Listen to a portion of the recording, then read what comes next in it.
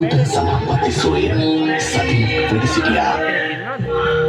දෙවන සතියේදී බුද්ධත්වයේ ලැබීම පිණිස සිවන සලසාලු උතුම් ජයශ්‍රී මහා බෝධීන් වහන්සේ දෙස ඇසිපිය නොහෙලා බලා සිටමින් අනියස ලෝචන පූජාව සිදු කළා.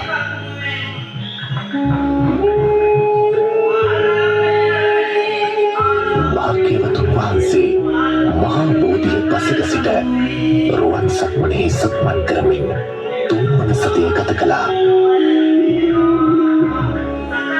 හතරවන සතියේදී දෙවියන් විසින් පිටු රතනකරයෙහි වැඩ සිටිමින් තමන් වහන්සේ විසින් අවබෝධ කොට වදාළ ගම්භීර ශ්‍රී සද්ධර්මයන් එකිනෙක මෙනෙහි කළා.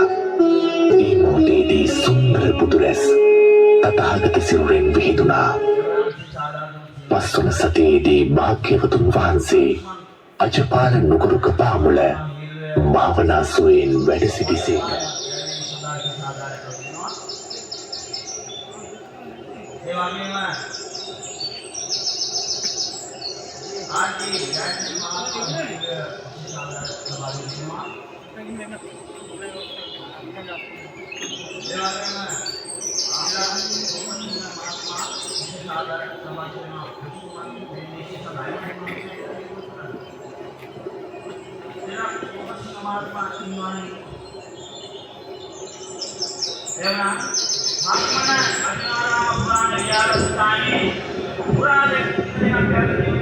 භාග්‍යවතුන් වහන්සේ මුචලින්ද විලාසල මිදෙන්න රුකුමුල විමුක්ති සුවයෙන් වැඩ සිටියා.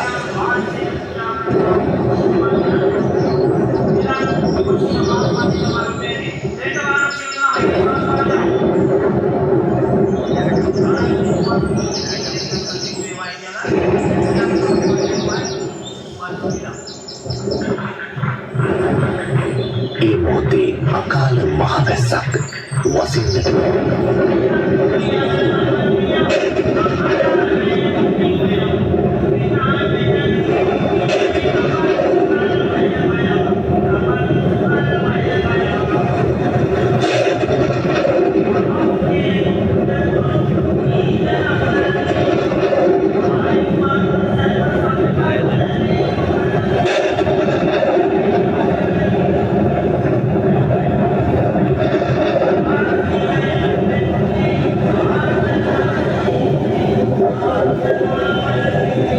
අධිග්‍රහිත ඉර්ධිමත් මුචලින්ද නම් නාරජෝ භාග්‍යවතුන් වහන්සේ වැඩ සිටිනු දුටුවා.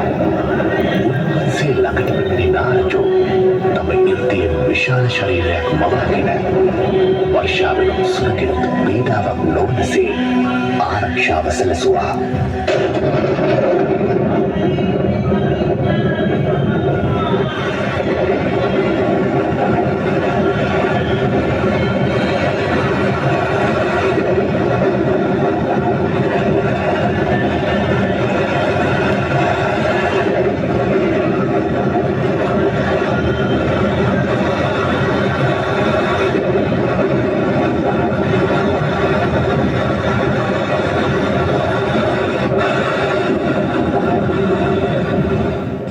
භාග්‍යවතුන් වහන්සේ එම 6 වෙනි සතිය ගත කළේ මුචලින්ද නාගතරණය තුලයි.